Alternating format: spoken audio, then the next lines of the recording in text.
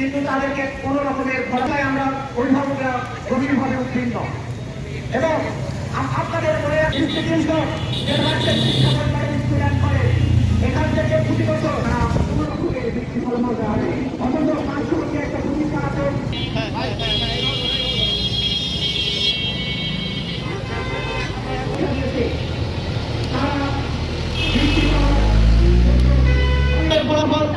ফলাফলের মধ্যে কেউ কি টাকাটি প্রাপ্ত ছিল না, কেউ কি নিল শিক্ষার্থীদের ভবিষ্যৎ নিয়ে আমরা গভীরভাবে দুশ্চিন্তাগ্রস্ত দাঁড়ানোর পরে সে ঠিক বলতে পারে মুখে হাত দিয়ে যে আমি এত ভালো পরীক্ষা দিয়ে আশাবাদী। অতএব আমরা এখানে যারা দাঁড়িয়েছি তারা সকলে বৃত্তি প্রত্যাশী।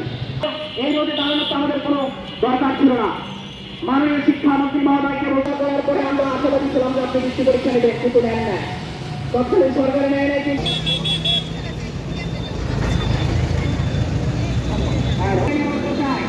আমরা এখানে প্রতিষ্ঠান থেকে আমরা এখানে আসি, আমরা ছিল তাদের একটা সহযোগিতার দরকার ছিল, এটা তাদের জীবনের একটা প্রথম ধাপ।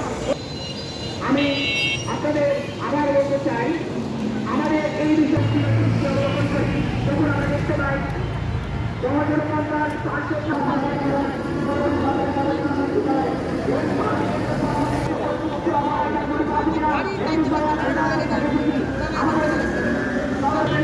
এখানে প্রাথমিক এরাই কিন্তু আগামীতে দেশের এবং বিরোধী অনুরোধ জানাচ্ছি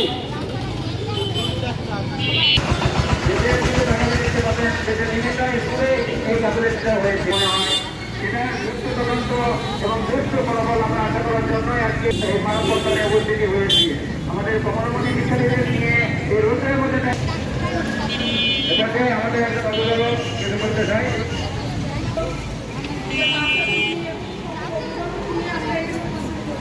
বলতেছি আমাদের বাচ্চা ক্লাস 5-এর পড়া পাশাপাশি বৃত্তির জন্য যা পরিশ্রম করেছে, ক্লাস 6-এর পড়াটা পড়েছে, পাশাপাশি ক্লাস 5-এর পড়া পড়েছে, তারপরে আমাদের বাচ্চাদের বৃত্তির সঠিক মূল্যায়ন ফলাফল আমরা এখনও পেলাম না। অন্যান্য স্কুল থেকে আমাদের বাচ্চারা অনেক এগিয়ে থাকে সবখানে, সব অলিম্পিয়াডে। রাজশাহী আপনার প্রতিটি শহরে প্রতিটি বাচ্চা আপনার স্কুলে সব বাচ্চাদের চেয়ে ভালো রেজাল্ট করে, তারপরেও কেন আমাদের বাচ্চাদের সঠিক ভিত্তি রেজাল্টে মূল্যায়ন করা হলো না, এজন্য আমরা দাবি জানাই। গত যে বৃত্তি পরীক্ষার ফলাফল প্রকাশিত হয়েছে, একটি কেন্দ্র যেটা উপশহর মডেল প্রাথমিক বিদ্যালয় অনুষ্ঠিত হয়েছিল, যেখানে প্রায় 300 বাচ্চা পরীক্ষা দিয়েছে। সেই বাচ্চার 12টা স্কুলের মধ্যে আমরা যেটা লক্ষ্য করলাম, দেখলাম যে একটি বাচ্চাও বৃত্তি পায় নাই। আমি রাজশাহীবাসীকে এবং আমাদের ঊর্ধ্বতন কর্তৃপক্ষকে একটি বিষয় অবগত করতে চাই যে এই 300টি বাচ্চার একটি বাচ্চাও কি কোনো তাদের বৃত্তি পাওয়ার কোনো যোগ্যতা ছিল না বা তারা পড়াশোনা করে নাই। আজকে এই যে অভিভাবকরা আমরা যারা এখানে উপস্থিত হয়েছি, খুবই কষ্টে আমরা উপস্থিত হয়েছি। কর্তৃপক্ষকে জানাতে চাই কেন এই গাফলতি, সেই গাফলতির উপযুক্ত ফলাফল আমরা দাবি করছি। আমি 2025 সালের বৃত্তি পরীক্ষা 2026 সালে দিয়েছি। এটা আমাদের জন্য খুবই কষ্টকর ছিল। আমি চ্যালেঞ্জ দিয়ে বলতে পারি আমি বৃত্তি পাবো। আমাদের স্কুলের সবাই বৃত্তি পাওয়ার যোগ্য। আমরা বৃত্তি দিয়েছি, আমরা বৃত্তির সঠিক মূল্যায়ন চাই। এটাই আমাদের দাবি। আমাদের দাবি কোনো অন্যায় দাবি নয়। আমরা চাই যেন আমরা সঠিক বৃত্তি পাই, আমাদের খাতা সঠিক মূল্যায়ন আমরা চাই। আমরা অন্যায় কিছু চাই না। জুলাই গণ অভ্যুত্থানে তারা নিজের হকের জন্য দাবি করেছিল, আমরাও আমাদের হকের জন্যই দাবি করেছি। এটা অন্যায় কোনো কিছু নয়। আমরা চাই যেন আমাদের খাতা সঠিক মূল্যায়ন হোক, আমরা সেই খাতা দেখতে পাই এবং আমরা চাই যারা বৃত্তি প্রাপ্ত তাদেরকে বৃত্তি দেওয়া হোক। আমরাই দেশের ভবিষ্যৎ, আমরা দেশের ভবিষ্যৎ গড়তে চাই এবং তার প্রথম ধাপ হলো আমাদের এই বৃত্তি পরীক্ষা। এই প্রাথমিক বৃত্তি পরীক্ষার আমরা সঠিক রেজাল্ট চাই, এটা আমাদের দাবি। এবং আমরা যতদিন না এই বৃত্তির রেজাল্ট ভালোভাবে মূল্যায়নকৃত পাচ্ছি, আমরা ততদিন চলে যাব এই মানববন্ধন। আমাদের যা করার প্রয়োজন হোক আমরা তাই করব, তাও আমাদের এই বৃত্তির মূল্যায়ন চাই, আমাদের বৃত্তির খাতা চাই, আমাদের বৃত্তির সঠিক রেজাল্ট চাই। মডেল সরকারি প্রাথমিক বিদ্যালয় এই কেন্দ্রে মোট 239 জন শিক্ষার্থী পরীক্ষা দিয়েছে, এর মধ্যে একজনও বৃত্তিপ্রাপ্ত হয়নি। তাই আমাদের দাবি আমরা ভালো পরীক্ষা দিয়েছি, আমরা বৃত্তি পাবো। অঙ্কন মল্লিক, আমি একজন বৃত্তি পরীক্ষার শিক্ষার্থী।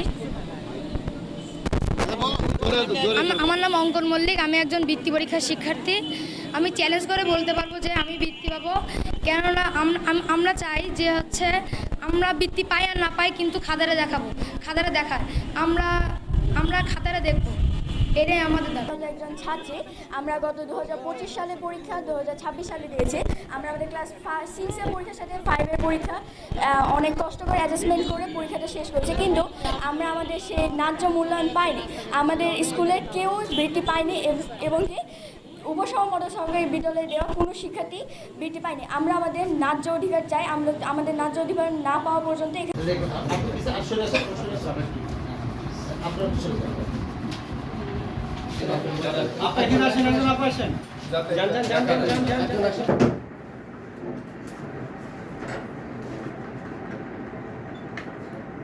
এবার কিছু বললেও ওনাকে বলো, সঠিক একটু বলেন, ওটা ভিডিও। আমি সদরের বোয়ালিয়া যেটা থানা ধরি আমরা সিটি কর্পোরেশনের ভিতরে, তার আওতাভুক্ত আমাদের উপশহর সরকারি প্রাথমিক বিদ্যালয়, যেটা মডেল স্কুল হিসাবেও আমরা জানি, ওখানে বৃত্তি পরীক্ষার যে কেন্দ্র ছিল সেখানে 239 জন ক্যান্ডিডেটস থাকার কথা ছিল, ডিআরভুক্ত ছিল। সেখানে আপনার 201 জন উপস্থিত ছিল, তার মধ্যে একজনের বৃত্তির ফলাফল পজিটিভ এসেছে। আমরা বাকিগুলা প্রায় 12টা স্কুল এখানে ছিল এবং 7টা ওয়ার্ডভুক্ত ছিল।